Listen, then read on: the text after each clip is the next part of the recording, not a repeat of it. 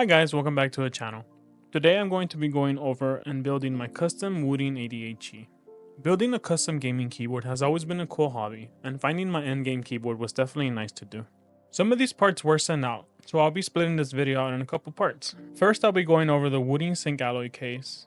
Next I'll be going over the Gateron Jade Pro switches. And finally we'll be talking about the Awekeys metal keycaps. I'll have timestamps throughout the video in case you want to skip around. As always, everything I say are my complete and honest opinions. Now let's get into this build. Starting off with the quick unboxing of the Wooting Zinc alloy case for the 88G. When you purchase this, it comes with a carrying case so that you can take your Wooting on the go and keep it well protected.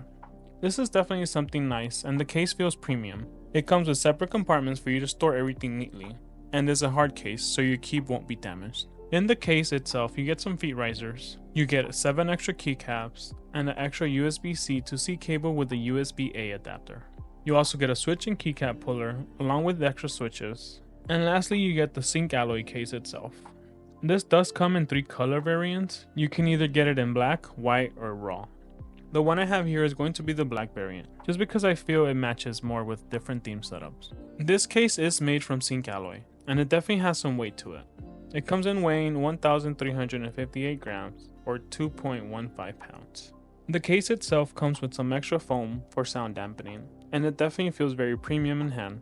In the back you get the Wooting brand logo and 5 rubber feet to hold your keyboard in place. With the extra feet risers you get, you are able to easily swap between the stock ones and the different angled ones for a better typing experience. On the top you get the Wooting name brand printed onto the case, and you also get a left-sided USB-C cable connector. On the bottom of the case you get the Wooting logo engraved, which I think is a nice touch.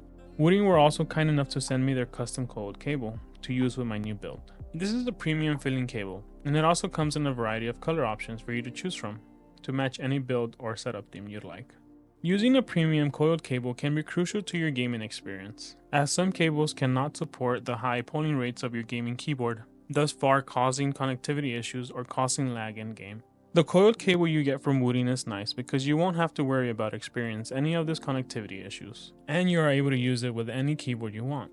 Plus, if for some reason you do get tired of the coiled cable look, they give you the option to swap between straight and coiled at any time. The connection is super simple to swap between the two of them.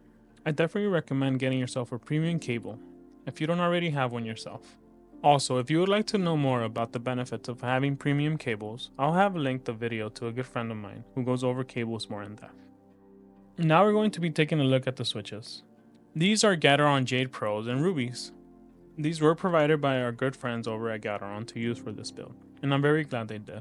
The Gateron Jade Pro switch has been one of my favorite magnetic switches due to their low latency, plus the great sound they provide. The Gateron Ruby is an upgraded Jade Pro, giving you an even more talkier sound when typing. The performance you get from these switches is definitely felt compared to mechanical switches. And ever since I swapped to magnetic switches, it is hard to game with mechanical ones. Here's a quick listen to how the Gateron Ruby sound.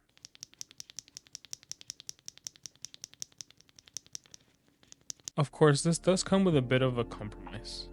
The Gateron Pro and Ruby switches have a bit of stem wobble. This is the only downside I found while using them. It's not the worst stem wobble, but definitely something to keep in mind. Gateron does offer other Jade switch options with less stem wobble, but they don't sound as stocky. Next thing we're going to be taking a look at is going to be the Awekeys metal keycaps. These keycaps are made from recycled metals and are CNC machined so that each keycap is nearly perfect. Awekeys metal keycaps come in a variety of color options, allowing you to match them to any theme you want. The ones I have here are the titanium black colorway, which I think will look great within my keyboard. Awekeys metal keycaps are cherry profile to fit most boards and are able to be used in both ANSI and ISO layout.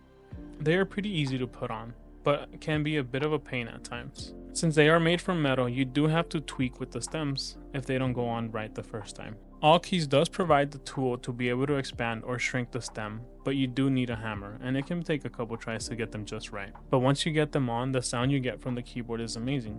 In the end, I'll do a sound test comparing the difference between the stock keycaps and the metal ones. Now let's get into the build. First thing I'm going to be doing is prep the Zinc alloy case to make it easier later to swap. All you need to do is remove the 7 screws on the bottom, and that's it.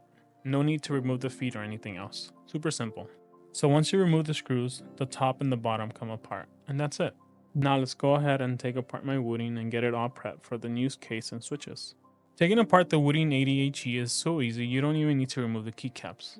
The reason I'm taking off all the keycaps and switches ahead of time is because I'm swapping out all these items, therefore my process took a bit longer. I'll speed up to when I get everything taken off. Now that I have everything taken off, I'm going to flip my keyboard upside down and repeat the process from preparing the Zinc alloy case.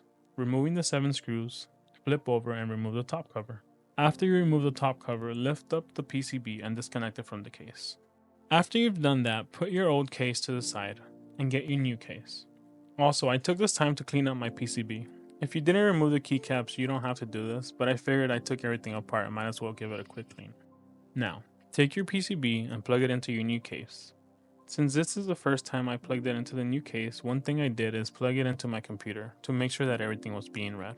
I had to update the board on the Wooting website the first time, and then after I updated it and made sure everything was being read, I continued with the build process.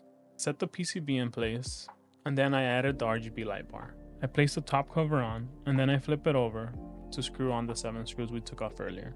Now that that is done, I went ahead and added the switches and the keycaps. I did unfortunately run out of rubies for the top row, so I just added some regular Jade Pros. Next I added the keycaps to do a quick sound comparison. This is what my stock Ghost Wooting sounded like.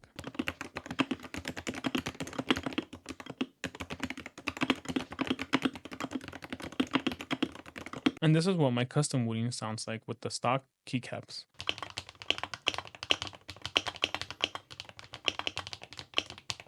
And here is what it sounds like with the metal keycaps.